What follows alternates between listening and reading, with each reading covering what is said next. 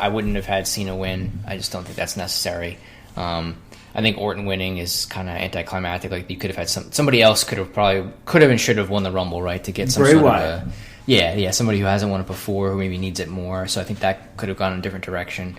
But that aside, I mean, the show itself was very entertaining, and like I said, several good matches. So it's probably like a B, I guess, if I was grading it on a scale like that. Yep, I gave it a B too, because aside from the agreement or disagreement that I have with the winners and losers, all the matches were watchable, aside from Nia Jax and Sasha Banks.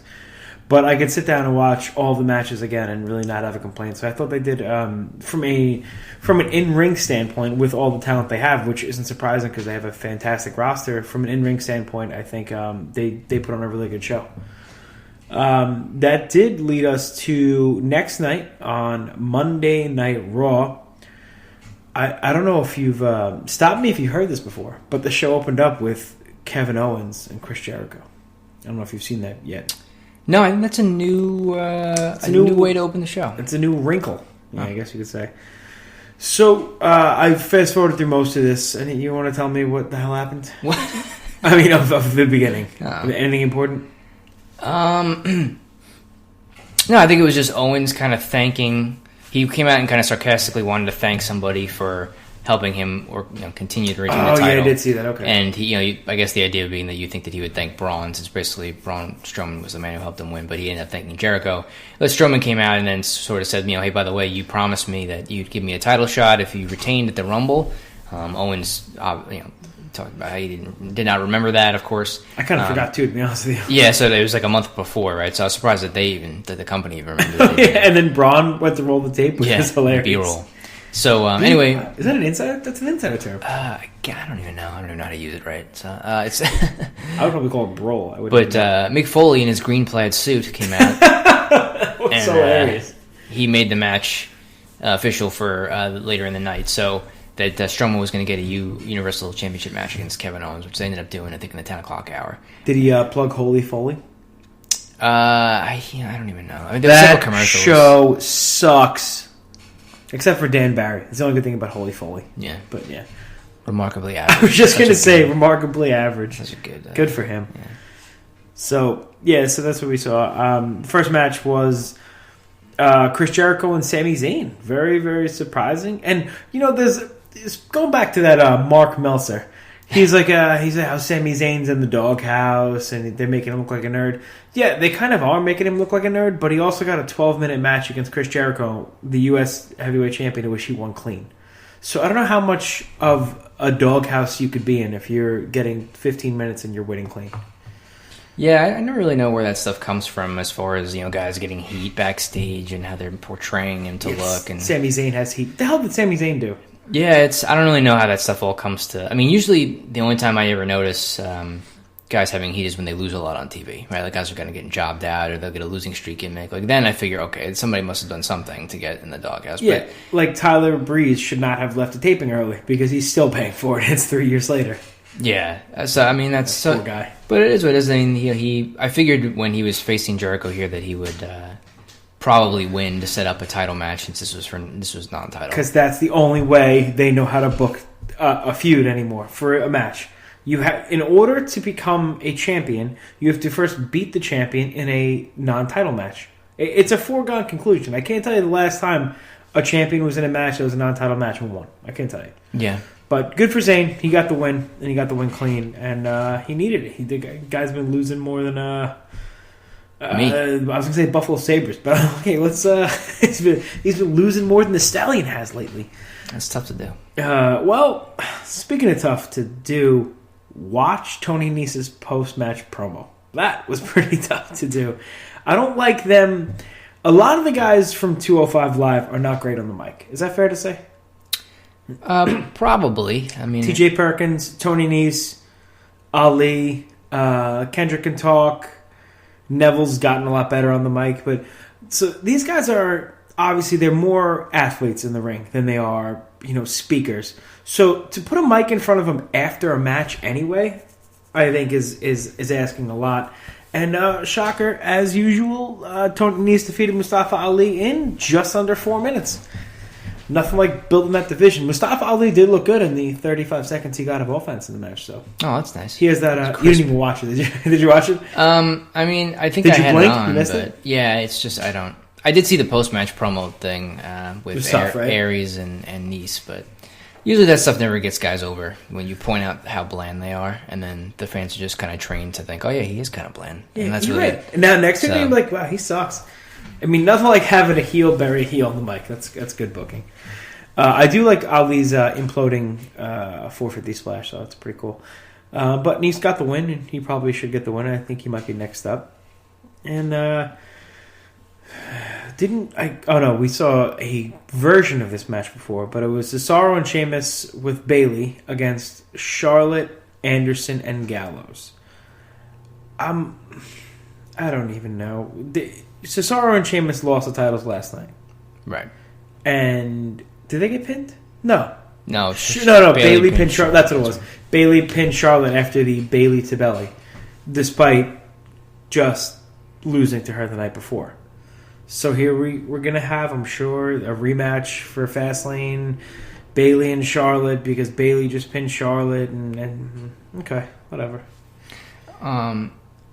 Yeah, so I forget if it was before or right after this. I think I might remember before, but the whole Seth Rollins came out, right, and do a promo. Oh, that's true, yeah. And they were supposed to have a face-to-face, I believe, with Stephanie McMahon, which was, it was a great early 90s punk band. Quite the ratings grab. What's that? Face to Face. Face to Face? Yeah. Song Disconnected. It was all over the radio. It's probably a lot better than this. So, he... I love this Stephanie segment. I was sitting back wondering what Joe was going to say about this. Nah. Just the same, a lot of garbage, right? So he's still trying to get after Triple H. He had appeared at the Takeover show for NXT on Saturday, trying to sort of hijacked it a little bit to try to get Triple H's attention. Triple H then did make an appearance on camera, then to get security to take Rollins away. That was on NXT. So in here, he went face to face with his wife, and you say it with such hatred. Yeah. So he threw a few barbs, a few insults her way, and threatened, I think, to I don't know, different things he threatened to do, like show up in the boardroom, I think, and I think even threatened to show up at their house and say hi to one of their daughters, which is pretty good heel move. I was just gonna say that's so. So then Stephanie then announced that after previously saying that Triple H was not going to be at the show, that she had lied, and that he was coming to the arena for Seth, and crowd popped huge. Russo swerve. Big babyface. Big babyface pop, We're conquering babyface coming back. I'm pretty excited for that. So, wait a second. I thought Triple H was the heel. He is. Yeah, it's weird. So wait, Stephanie got her own husband over as a face instead of the face in the ring, who's now the heel? Who's on first, Joe, and what's on second? What the hell am I watching? Yeah. It's confusing. So, that was the setup for that, and that ended up being the last segment of the night, which we'll get to, I guess, in a few minutes. So, yeah. And speaking of heels and faces and faces and heels, Braun Strowman defeated Kevin Owens via DQ. DQ because Roman Reigns came out. That's correct. To the biggest heat of the biggest heat segment of the night. Yeah. Because Braun Strowman, see if you could follow me. Braun Strowman, the heel, mega badass, just running through everybody, killing things heel, came out the night before and stopped the face from winning the title. You with me so far? Yeah, I'm with you. Okay, you with me so far. The face, Roman Reigns, who's the most over heel in the show, did not win the title because of the heel Braun Strowman. Now, heel Braun Strowman versus heel champion Kevin Owens. Roman Reigns comes out and stops Braun Strowman from winning the title to just a chorus of boos. So now you got three people in the ring, and I don't know who to root for. Help me. Explain this to me. Why don't you just tell me who to root for? I think the answer is nobody, right? Nobody. You probably shouldn't be rooting for anybody at this point. Yeah, I mean, the only thing I did like about it, so I thought the match between them was fine. It wasn't very long. It was only like 5 minutes. What I did like was that Strowman was smart enough to take out Jericho before the match even started, right? Jericho was doing commentary. He just sat down and do commentary for the match. And when Strowman was making his entrance, he kind of went over to Jericho and like basically just kicked him in the face. And he did give him a big move. Powerbombed him or chokeslammed him or something through a table. So he took him out smartly right before because he knows that Jericho is going to interfere.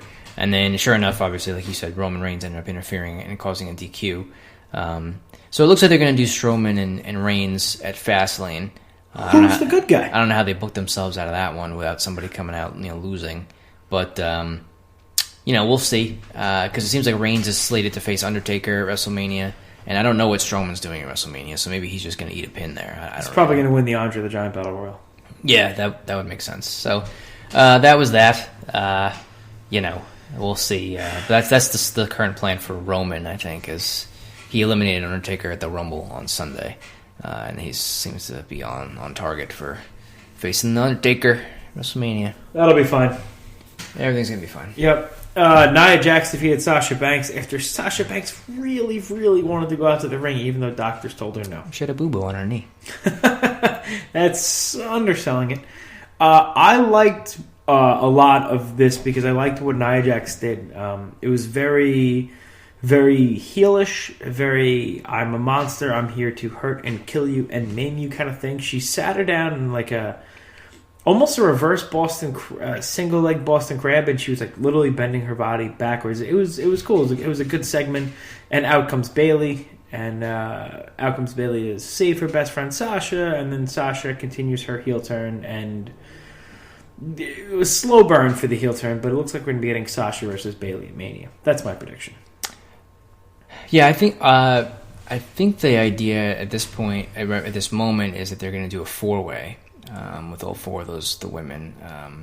Sasha, Charlotte, Bayley, and Nia. And Nia, yeah. So obviously that's something to change. Can they put Dana Brooke in there? No. Let's get some Dana Brooke. No? Oh, she's doing power cleans, right? That was a good one. Yeah. Too sweet, buddy. And then speaking of questionable decisions, Enzo and Big Cass defeated Rusev and Jinder Mahal. 10 minutes, the match got some time.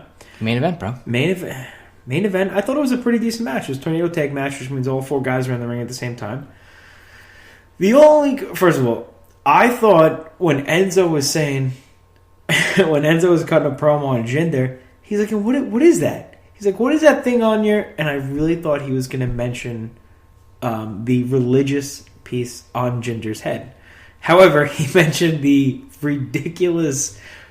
roadmap vascularity displayed by Jinder ravishing Rick Rude Mahal, and Enzo popped me really good. He's like, "What did you swallow? Air?" I found them to be very, very funny, and nobody else did. But yeah, they had a good match, and Enzo got his ass kicked for most of it. And sure enough, what happens? Rusev takes the pin after a rocket launcher from Enzo and Cass.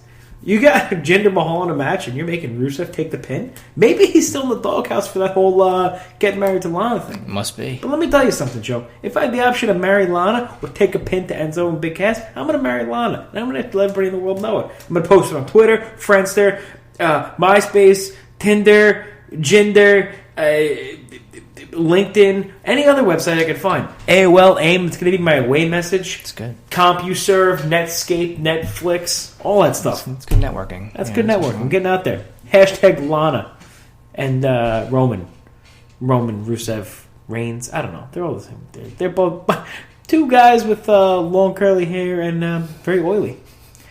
Very interchangeable, except one guy loses all the time. And that's Rusev. So, main event of the show, Joe.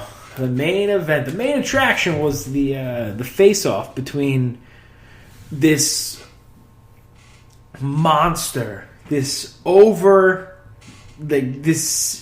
what would you call it? A conquering? No, would you say returning babyface?